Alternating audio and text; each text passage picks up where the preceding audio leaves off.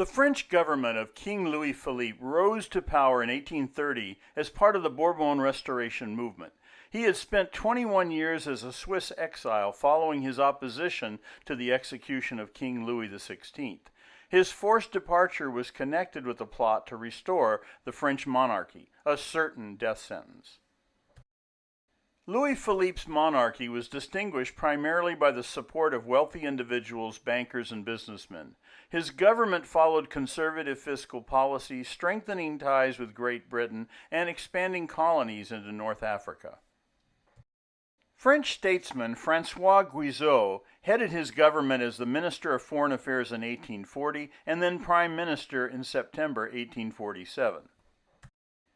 Louis Philippe's popularity had remained generally sound until that period when economic conditions began to deteriorate. The end of the Guizot and Louis Philippe government arrived swiftly and decisively. Protests against Guizot's autocratic policies and decision-making evolved into a full-scale revolt against the monarchy. Starting on February 22, 1848, protests raged throughout Paris, accompanied by sporadic violence. Louis Philippe mobilized the National Guard, who refused to engage against the protesters. Instead, they joined the movement urging reform and the removal of Guizot. The king summoned Guizot to the Tuileries Palace and reluctantly requested his resignation. He complied, but too late.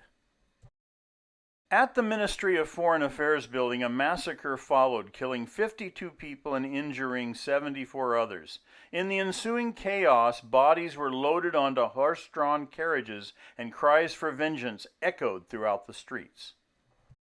Paris instantly became barricaded, and railways leading into the city were sabotaged. The king would escape Paris as Mr. Smith to London, where he was granted exile status. He died shortly afterwards. He would be replaced by the Second Republic government that stipulated the presidency would become an elected position. Louis Napoleon Bonaparte would win the vote decisively. 3 years afterwards, he seized the throne, proclaiming himself president for life, and assumed the title Napoleon III.